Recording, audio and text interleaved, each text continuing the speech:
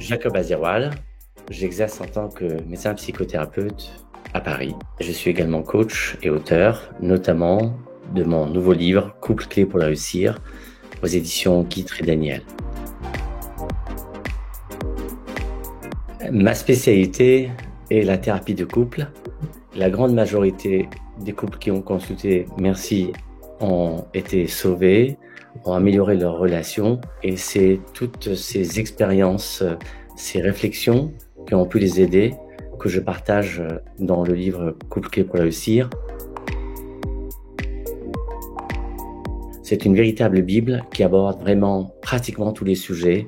Ça va de l'argent dans le couple, le choix du partenaire, le syndrome de la belle-mère, comment entretenir le désir, comment éviter le piège de la monotonie, et également des sujets alternes comme la colère ou le sentiment d'existence et le renoncement.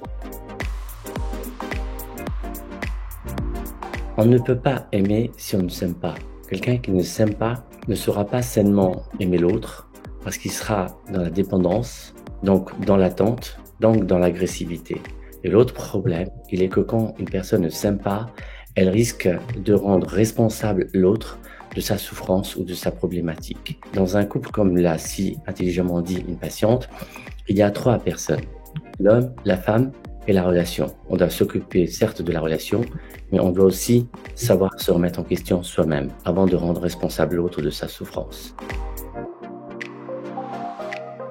Réussir son couple, que vous le croyez ou pas, il y a une sorte d'histoire d'âme sœur, et réussir son couple, ça veut dire réussir à dépasser cette propension au conflit et réussir à construire une harmonie dans sa relation de couple.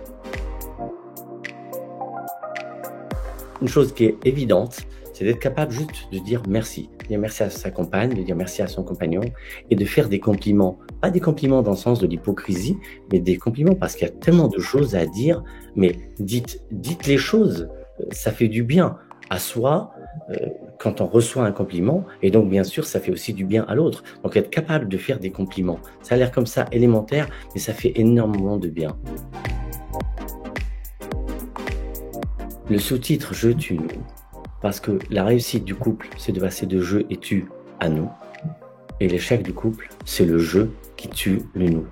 Le je qui tue le nous parce qu'il y a des personnes qui sont beaucoup dans le me, I and myself, qui sont dans l'égocentrisme, qui fait que même dans un lit de 4 mètres de large, ils sont capables de dormir en oblique et ne pas laisser la place à l'autre.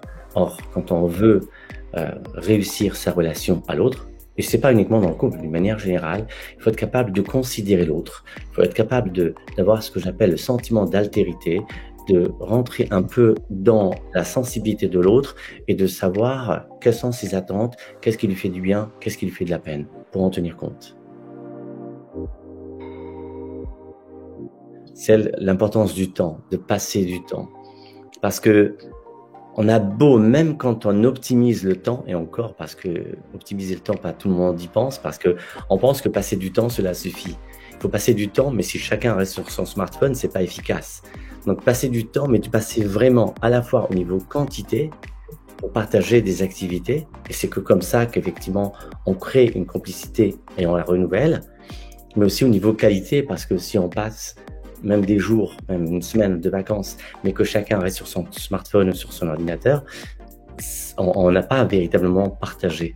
Il faut créer ce partage et ce sentiment de partage, c'est extrêmement important.